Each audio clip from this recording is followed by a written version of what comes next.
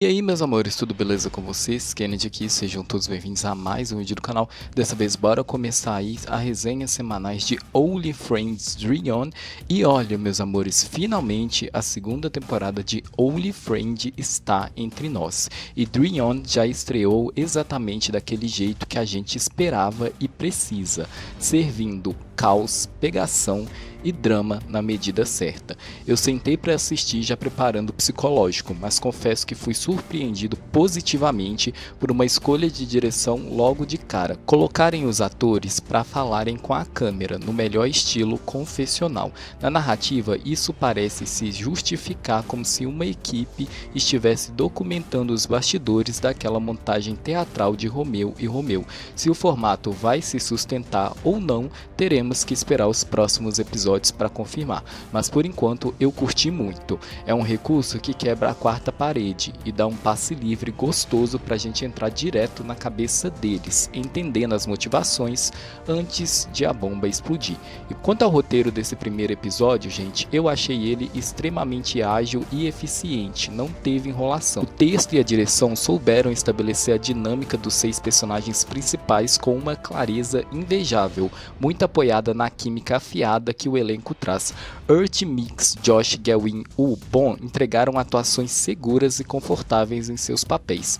Em poucos minutos de tela, a gente já sente o peso da relação de Jack e Jim, aqueles ex-namorados que claramente ainda se gostam, mas carregam um histórico que machuca só de observar. E aí a série corta para o Arnaud e o Tua, entregando aquela tensão silenciosa e dolorida dos amigos que sentem algo a mais, porém recuam pelo medo paralisante de estragar tudo. Por último, a parte fervente, né, gente? O Romy e o Rafi, tesão imediato, instintivo e sem freio, pavimentando o caminho clássico para aquela futura amizade com benefícios que a gente ama. Se a direção mantiver o foco na sujeira deliciosa das relações humanas, temos ter uma temporada excelente, então já vai deixando o seu like, se inscreve no canal se você não está inscrito e bora lá começar as resenhas semanais de Only Friends Dream com a review do episódio 1. Vamos lá!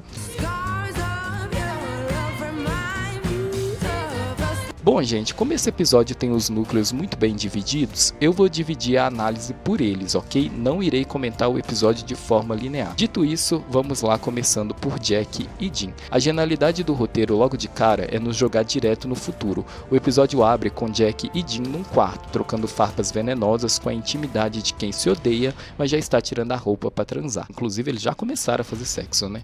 A câmera corta para o Jim, quebrando a quarta parede no formato de documentário, com aquele ar de superioridade, perguntando se a gente quer saber como eles chegaram até ali. É um gancho clássico, mas extremamente bem executado para fisgar quem assiste. Voltamos então alguns dias no tempo para a festa de despedida dos veteranos. E olha, o fanservice aqui foi muito bem encaixado. Jim está no palco cantando com Sean, sim, o Sean da primeira temporada, interpretado pelo First. A música é propositalmente sobre ex-namorados que tentam ser amigos, quando na verdade não querem ser só isso. E o diretor faz questão de focar no Jack, na plateia, se mordendo de ciúmes, embora prefira engolir vidro a admitir. Timmy e Tua arrastam Jack para beber, mas o Jim, que é uma raposa, percebe o olhar do ex e começa a flertar com Sean só para provocar. Funciona. Jack não aguenta o showzinho e sai de perto. É no bar que Rafi entra em cena, um rapaz que tem crush no Jack desde o primeiro ano.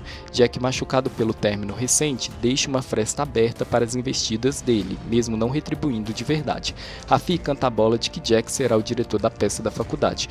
Enquanto isso, do outro lado, Jim agradece ao Sam pela parceria e leva um corte fenomenal do Ray, que aparece cheio de ciúmes para marcar território.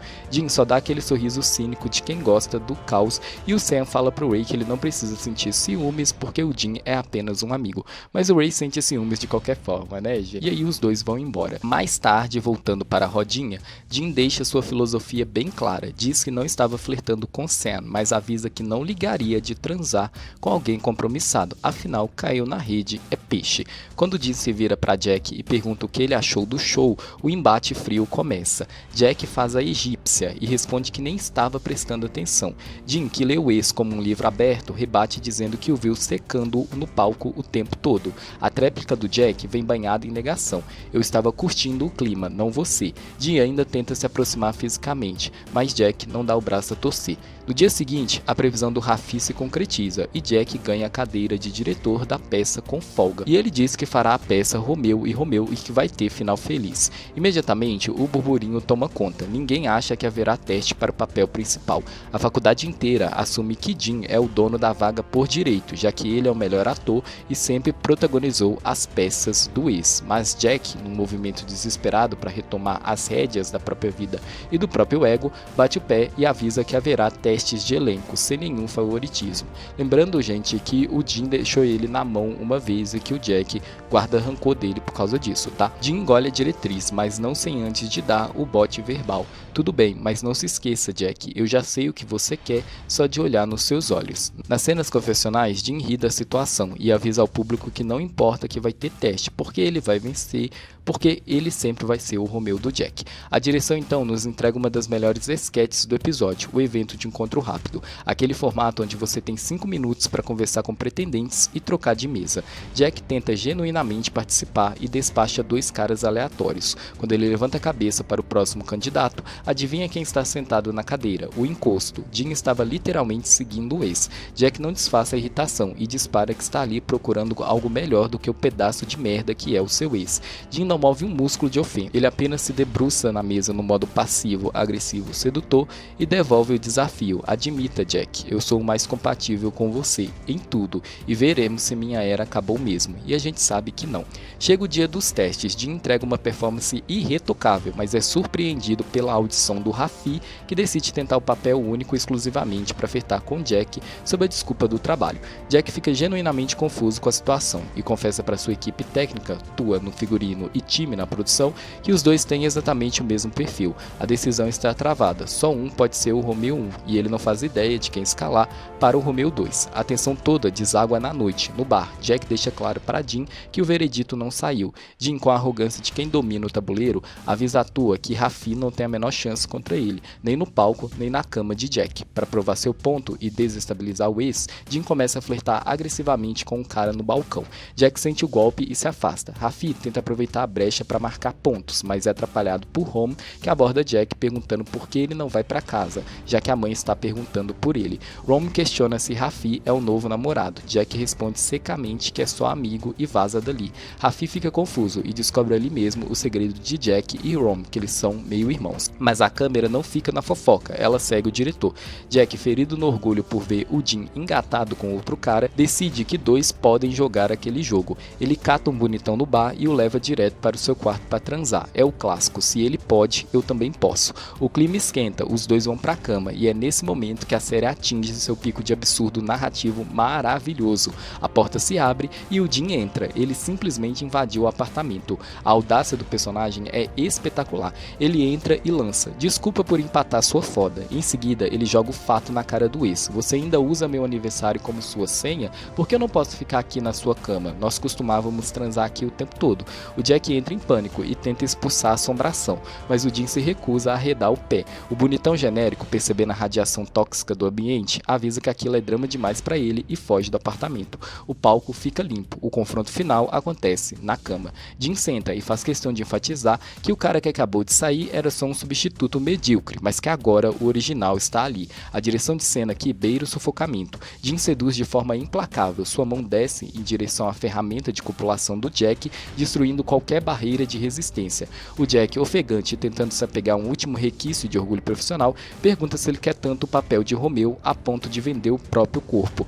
E a resposta do Dean, gente, não poderia não ser outra, né? Ele diz: eu quero o papel, mas eu quero você também. A redenção do Jack aqui então, gente, é total. Mesmo que ele tente sussurrar a mentira de que isso é apenas ex-namorados transando, nada mais, Dean nem se dá o trabalho de concordar. Ele sabe que venceu, e o que se segue é uma entrega absoluta de atuação do casal, né, gente? O Urt e Mix. A cena NC não tem pudores. A câmera capta beijos molhados, mordidas, lambida crua no abdômen e aqueles olhares ferventes de quem carrega um histórico de anos juntos. E para algumas pessoas aí tem uma barraca armada, né, gente? Mas quem sou eu para falar alguma coisa?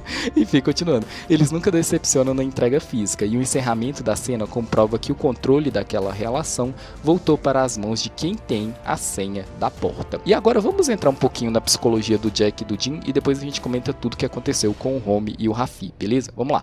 O relacionamento do Jack e do Dean ilustra um quadro severo de apego inseguro e codependência estruturada na disputa de poder. O Jack emprega a evitação separação e o distanciamento punitivo não como processos reais de encerramento emocional, mas como tentativas falhas de estabelecer limites que ele não possui recursos internos para sustentar. Sua autonomia é ilusória e facilmente desmantelada por gatilhos de ciúme. Já o Dean, gente, exibe traços narcisistas, e possessivos também, evidenciados pela quebra de fronteiras físicas e pela instrumentalização do sexo e da intimidade passada. Para Dean, o ato sexual e o flerte não visam apenas o prazer compartilhado e a reconciliação afetiva, mas também a subjugação psicológica do outro, assegurando que o domínio sobre a narrativa da vida e do coração de Jack permaneça indiscutivelmente sob o seu controle. E aí, gente, o que vocês acharam de Jack e Dean? Comenta tudo aqui pra mim. E agora, bora comentar tudo sobre o nosso caos instintivo, gente, que é o Home e o Raffi. Vamos lá.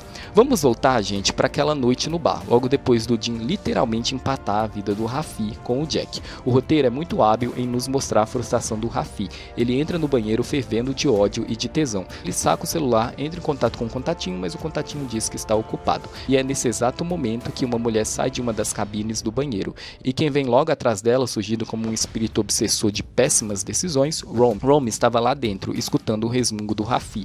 Ele tem aquela energia de quem gosta de brincar com o perigo e já chega invadindo o espaço pessoal do Raffi, com uma frase que não deixa margem para dupla interpretação. Se você está com tanto tesão, eu posso te ajudar. Raffi, tentando manter a pose de durão, devolve perguntando se ele curte caras. A resposta do Rom, desde que eles sejam fofos. Raffi tenta desafiá-lo com um olhar, mas Rom não tem tempo para joguinhos de ego. Ele simplesmente avança e começa a chupar o pescoço do garoto ali mesmo. E a câmera capta perfeitamente a resistência do Raffi desmoronando em milissegundos. Ele cede, os dois engatam num beijo feroz desesperado, com aquela urgência de quem precisa apagar um incêndio interno.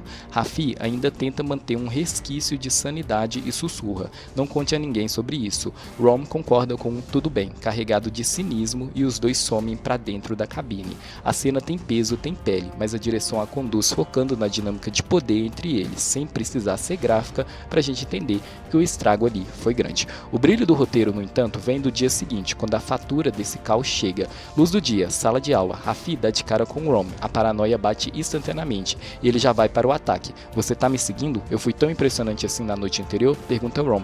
O menino é a pura definição de tentar sair por cima, A discussãozinha deles chama a atenção da professora, que interrompe a aula para perguntar o que eles tanto falam. Raffi, querendo diminuir Rom e salvar a própria pele, responde alto que a noite dos veteranos foi mais ou menos. A câmera corta para Rom, que tem zero instinto de autopreservação e retruca no meio da sala que o Raffi parecia estar gostando bastante e que a noite foi, nas palavras dele, um arraso, um espetáculo. Raffi é calado na força do ódio. O alívio cômico funciona porque nasce da humilhação puramente orgânica e o Raffi entendendo aqui, gente, que o Rom não vai abaixar a cabeça para ele, Mais tarde, o cenário volta a ser o bar. Rom, que trabalha ali como DJ, se aproxima do Raffi. Raffi já levanta os escudos de novo, manda o garoto não dar em cima dele porque é perda de tempo. Ele acabou de ser recusado pelo Jack, inclusive, porque o Dean interferiu ali. Rom ri da prepotência e avisa que não está flertando, só está trabalhando. Raffi deixa claro que não faz amizade com casos de uma noite, mas Rom diz indiretamente que ele não quer a amizade de Raffi, ele quer outra coisa. Raffi, desesperado para manter o controle da narrativa, tenta resumir tudo a um mero acidente geográfico. Você só estava no lugar certo, no momento certo, não pensa demais. Mas a corda arrebenta de vez quando Raffi descobre a fofoca de ouro da faculdade.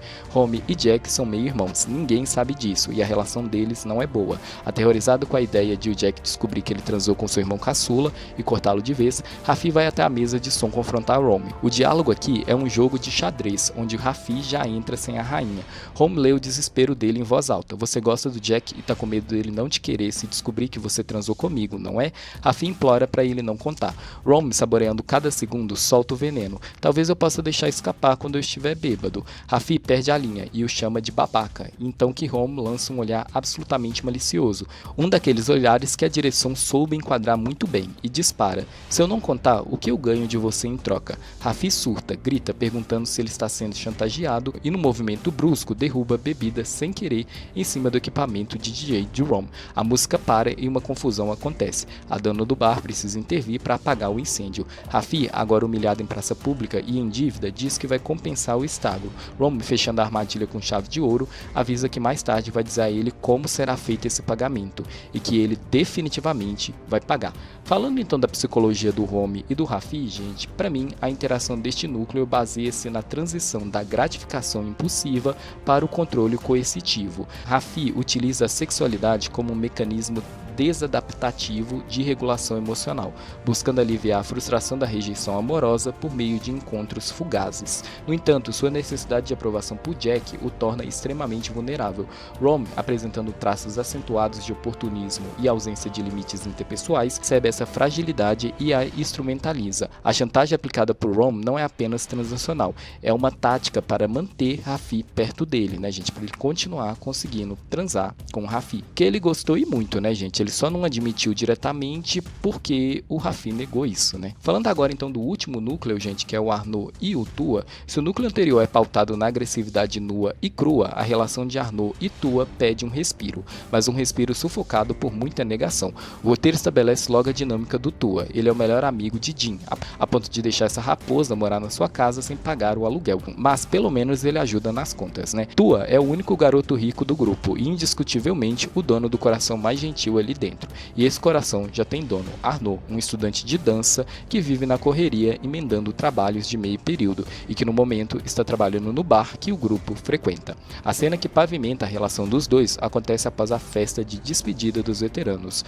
Tua encheu a cara e sai do bar traçando as pernas. Arnaud, mostrando que o afeto ali é genuíno, convence o menino a deixá-lo lhe dar uma carona. A justificativa do Arnaud: nós somos amigos, mas a direção entrega o jogo na ação física. Tua sobe na garupa e abraça firmemente a cintura do Arnaud. A câmera demora nesse abraço. Não é uma postura comum entre amigos homens numa noite de bebedeira. E o fato de Arnaud não afastar as mãos do Tua, não reclamar e apenas aceitar aquele peso, fala volumes sobre a intimidade silenciosa que já existe entre eles. No dia seguinte, na faculdade, Tua vai até a sala de ensaio assistir a Arnaud dançar. A desculpa oficial: ele só foi ali para pagar o dinheiro da corrida de moto. Arnaud dá aquele sorriso quebrando o clima, diz que não precisa do dinheiro e aproveita para provocá-lo sobre a noite anterior, dizendo que Tua é fofo quando está bêbado. É uma troca muito singela. Fica estampado na tela o quanto Tua gosta de Arnaud, além de qualquer limite da amizade, mas a covardia o engessa. Mesmo com a recusa do Arnaud, Tua pega o celular e transfere dinheiro de qualquer forma, e ainda manda um valor maior do que o combinado.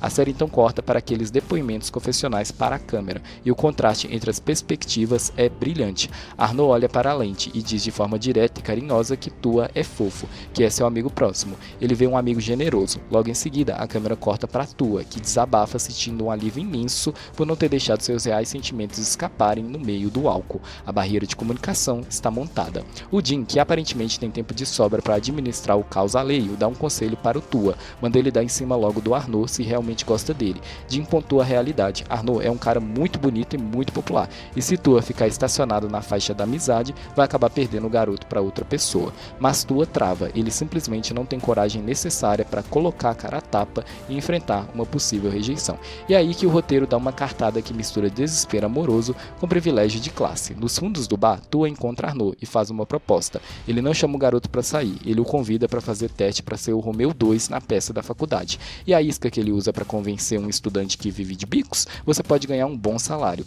Arnaud, que é realista, avisa logo que não sabe atuar, mas o peso da necessidade financeira fala mais alto e ele decide tentar. Tua não consegue esconder o sorriso, ele está radiante apenas por ter arranjado uma desculpa para ficar mais próximo do Arnaud diariamente. Mas o episódio não nos deixa sair dessa cena sem um belo soco no estômago narrativo. Tua confessa para o público a verdade dos bastidores: ele foi preparado financeiramente. O fato é que absolutamente ninguém, 0 pessoas daquele elenco ou da equipe daquela peça universitária, ganha um único tostão. O salário prometido para Arnaud não existe, o próprio Tua está custeando, tirando do seu bolso o dinheiro para bancar a presença do garoto no palco. Ele está literalmente financiando a proximidade do seu crush. Sobre a análise psicológica do Arnaud e do Tua, essa dinâmica ilustra de forma contundente o comportamento de evitação fundamentado em extrema insegurança. Tua apresenta o profundo medo da rejeição romântica, o que por sua vez leva ele a ter medo de perder a amizade do Arnaud, o que o paralisa e o impede de realizar uma declaração direta.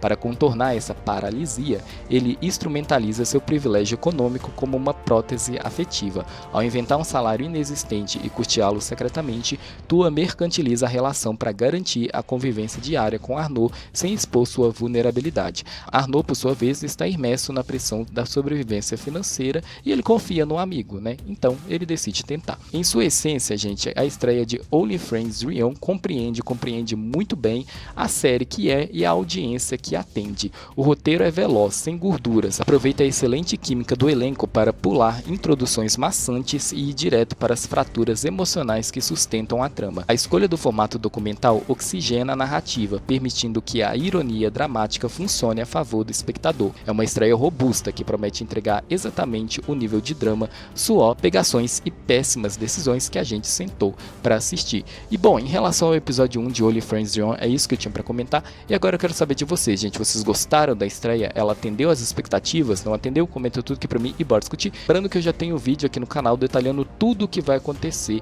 na série, beleza, gente? Eu já contei toda a novel pra vocês aí, pra quem quiser conferir, eu vou deixar o link sugerido num card aqui embaixo, maravilha?